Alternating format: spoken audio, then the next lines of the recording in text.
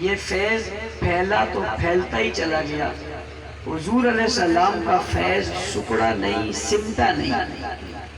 حضور اکرم صلی اللہ علیہ وسلم کا فیض بڑھا اور بڑھتا رہا اور بڑھتا رہا ہے اور بڑھتا رہے گا. بھئی حضور اکرم صلی اللہ علیہ وسلم کا فیض بڑھا ہے، بڑھتا ہے، بڑھتا رہا ہے اور بڑھتا رہے گا. یہ فیض قیامت تک ختم نہیں ہو سکتا، اس نے ہمیشہ باقی رہنا ہے. اور یہ فیض ایک علاقے تک محدود نہیں ہے، بلکہ یہ فیض ہر علاقے میں پھیلتا گیا. کوئی بستی اور شہر ایسا نہیں بسا، کوئی بستی اور شہر ایسا نہیں بسا جہاں حضور کا فیض نہیں پہنچا. ہر لمحے حضور کا فیض ہر جگہ تک پہنچا. اور اس کی واضح اور بڑی مثال یہ ہے کہ آج آپ مکہ اور مدینہ سے کتنے دور بیٹھے ہیں اور کتنی مسافت پہ بیٹھے ہیں اور کتنے دور دراز علاقے میں بیٹھے ہیں، اور آپ کے بعد اور کتنے علاقے اور بستیاں آباد ہیں جہاں لوگ بیٹھے. پوچھنا چاہتا ہوں آپ کے پاس کلمہ ہے یا نہیں ہے؟ آپ کہتے ہیں. میں پوچھتا ہوں بھئی آپ روزہ رکھتے ہو نہیں رکھتے؟ آپ کہتے ہیں ہم رکھتے ہیں. میں پوچھتا ہوں آپ عبادت کرتے ہو نہیں کرتے؟ آپ کہتے ہیں عبادت کرتے. میں نے کہا آپ کے پاس قرآن ہے یا نہیں ہے؟ آپ کہتے ہیں قرآن ہے. میں نے کہا بھئی آپ کے پاس ایمان ہے یا نہیں ہے؟ آپ کہتے ہیں. میں نے کہا بھئی آپ کے پاس ایقان ہے یا نہیں ہے؟ آپ کہتے ہیں. میں نے کہا آپ کے پاس عقیدہ ہے یا نہیں ہے؟ کہتے ہیں. میں کہتا ہوں اتنے دور یہ جو عقیدہ آپ کے پاس ہے اور یہ جو کلمہ آپ کے پاس ہے اور یہ جو نماز آپ کے پاس ہے اور یہ جو عبادت آپ کے پاس ہے، بھئی اتنے دور بھلا آپ کو یہ ساری چیزیں کس نے دی ہے؟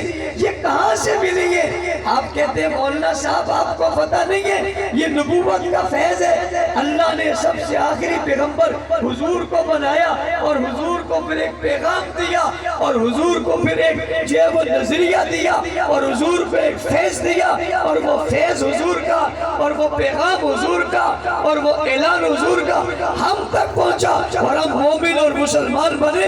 تو یہ رسول اکرم صلی اللہ علیہ وسلم کا فیض ہے جو ہم تک پہنچا ہے. یہ فیض کلمے کی صورت میں بھی ہے، یہ فیض نماز کی صورت میں بھی ہے، یہ فیض عبادت کی صورت میں بھی ہے، یہ فیض قرآن کی صورت میں بھی ہے، یہ فیض حدیث کی صورت میں بھی ہے، یہ فیض سنت کی صورت میں بھی ہے، یہ فیض شریعت کی صورت میں بھی ہے، یہ فیض سیرت کی صورت میں بھی ہے، یہ فیض صورت کی صورت میں بھی ہے. یہ فیض ہمارے پاس ہر صورت میں حضور اکرم صلی اللہ علیہ وسلم کا فیض ہم تک پہنچا ہے. وہ سیاست کی شکل میں ہو، وہ سیاست کی شکل میں ہو، وہ قیادت کی شکل میں ہو، وہ امامت کی شکل میں ہو، وہ خلافت کی شکل میں ہو، وہ صداقت کی شکل میں ہو، وہ دیانت کی شکل میں ہو، وہ امانت کی شکل میں ہو، وہ شرافت کی شکل میں ہو، یا وہ حیا اور وفا کی شکل میں ہو، یا وہ قانون اور ضابطے کی شکل میں ہو، یا وہ دستور اور منشور کی شکل میں ہو، یا دل اور رات کی شکل میں ہو، یا عقیدہ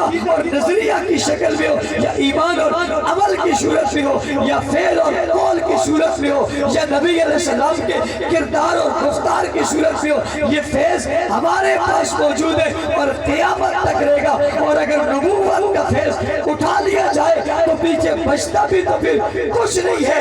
یہ کائنات اسی لیے بچی ہوئی ہے کہ اس میں نبوت کا فیض پھیلا ہوا ہے. مجھے کہنے والا کہتا ہے مولانا صاحب بڑی لمبی طویل بات کے بات کر رہے ہو، حالانکہ آج تو وقت کم ہے، آپ کو اپنی رفتار پہ آ جانا چاہیے. میں نے کہا وہی آ رہا ہوں، میں نے تو صرف سمجھانے کے لیے کہا کہ یہ سارے فیض ہیں. کہنے والوں نے کہا یہ تو سارے فیض ہیں، لیکن وہ فیض تو بتاؤ نا جن پر یہ سارا فیض ہے. مولانا صاحب یہ سارے فیض کا تذکرہ کر رہے ہو، سارے فیوزات کا تذکرہ کر رہے ہو، وہ فیض تو بتاؤ نا جن پر یہ سارا فیض ہے. وہ فیض تو بتاؤ نا جن کا وجود فیض ہے، جن کا جسم فیض ہے، جن کی جماعت فیض ہے، جن کے بدن فیض ہے، جن کے کردار فیض ہے، جن کی پیدائش فیض ہے، جن کی ولادت فیض ہے، جن کا پڑھنا فیض ہے. وہ فیض تو بتاؤ نا جن کے دم بدم یہ فیض ہے. وہ فیض تو بتاؤ نا جس کی وجہ سے یہ فیض ہے. وہ فیض تو بتاؤ نا جس کی وجہ سے یہ فیض ملا ہے. وہ بتاؤ وہ کون ہے جن کی وجہ سے مجھے سارا فیض ملے. میں نے کہا مجھے کوئی